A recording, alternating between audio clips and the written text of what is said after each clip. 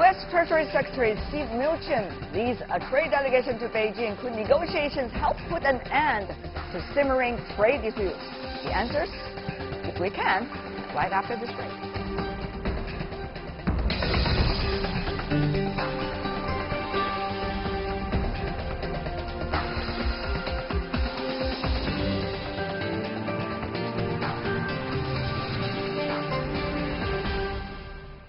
This is World Inside. I'm Tian Wei. You're watching our program Monday to Friday on CGTN. A 7-member delegation of senior U.S. trade officials has arrived in Beijing for trade talks. During the 2-day visit, Chinese Vice Premier Liu He will discuss economic and trade issues between the two countries with his American counterpart. Will the trade talk help solve simmering trade disputes? Before our discussion, take a look at this. A U.S. delegation led by Treasury Secretary Steve Mnuchin, visiting as the U.S. President's special envoy, is in town for trade negotiations with China from Thursday to Friday. It marks the first high-level meeting since bilateral trade disputes escalated in March. The 7 emissaries are a diverse band of Trump's top aides. They seem to be divided on the talks. U.S. Trade Representative Robert Lighthizer has been pushing for a protracted trade battle with China, while Mr. Mnuchin said he's cautiously optimistic about the meetings and have been pressing for a deal with China. The Chinese Foreign Ministry said the consultation would be constructive as long as there's sincerity with the talks.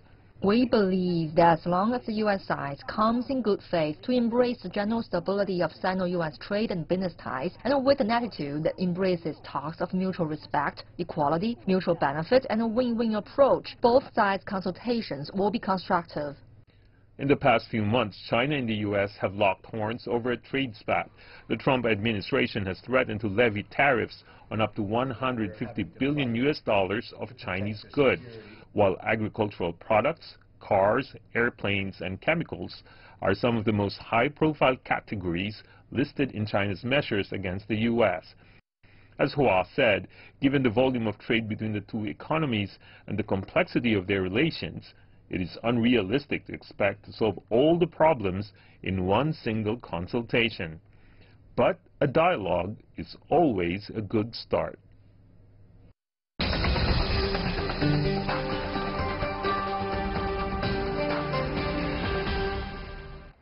So what could come out from the trade talks? With us here in Beijing, Huo Deming, a professor from the National School of Development at Peking University. Welcome, Professor. Yes, Tian Wei. Good to see you. Joining us in Washington, D.C., U.S., Jacob Kirkgaard, Senior Fellow of the Peterson Institute for International Economics. Welcome as well.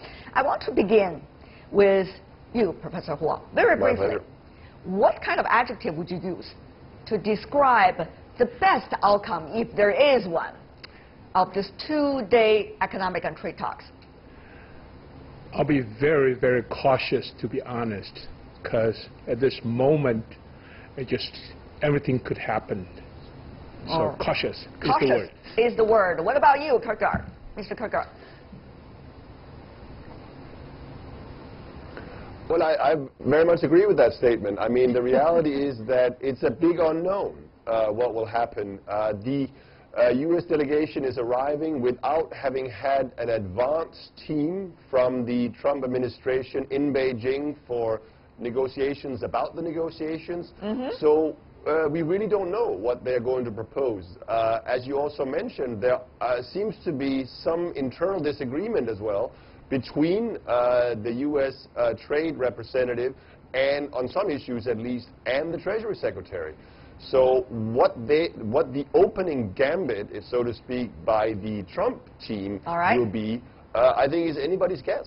Okay, Professor Huo, here in Beijing, the question to you, we do not have any sense about whether a momentum within the delegation itself is ever reached before it come here, because we see different voices regarding different members of this delegation, their history of dealing with China, their history of propositions of dealing with China. Professor Huo, how should we understand this very mixed messages?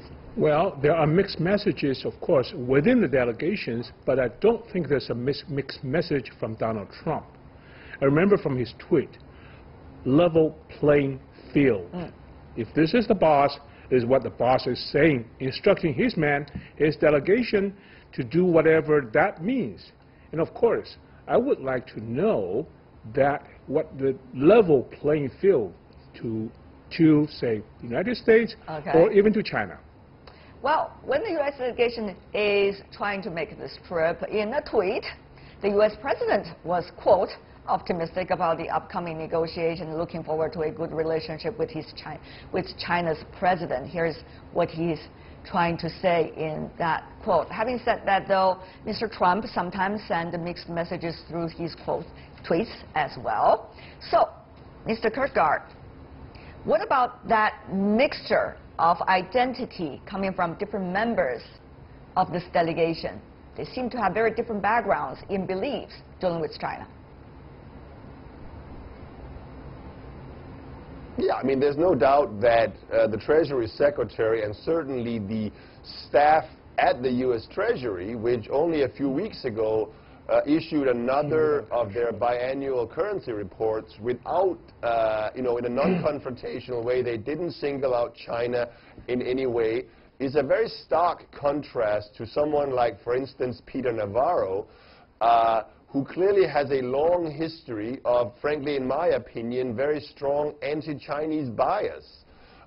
And some of the comments coming from Robert Lighthizer has also, in my opinion, shown that he is, frankly, eager for a trade showdown with China. Where precisely the president stands, sometimes he talks about, well, if we could only have an agreement to reduce the bilateral deficit by 100 billion, then that's a deal. Sometimes he talks about, as was mentioned, the level playing field and a lot of issues surrounding IPRs. So what is victory, or what is success for Donald Trump is very, very unclear.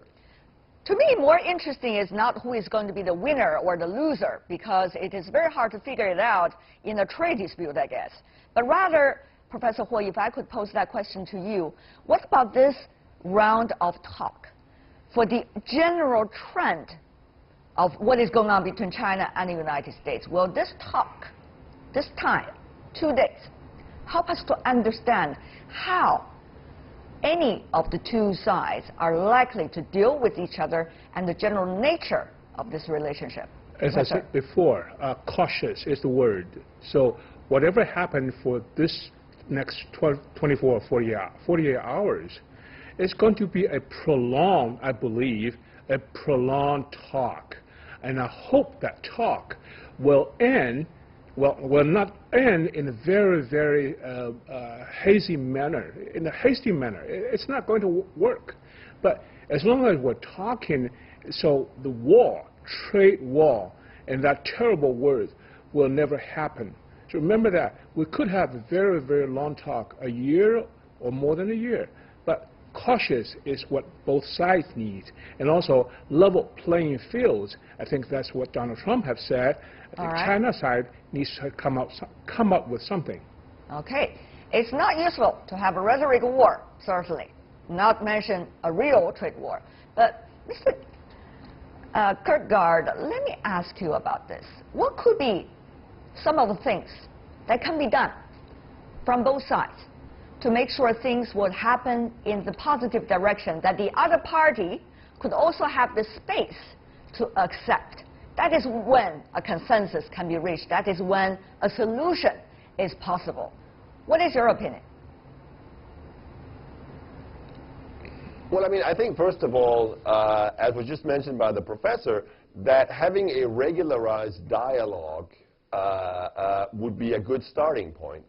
And in some ways, I think we could see the visit of this delegation really as a sort of restart of the prior strategic and economic dialogue that was a formalized, regular discussion between the Obama and the Bush administrations and the Chinese government.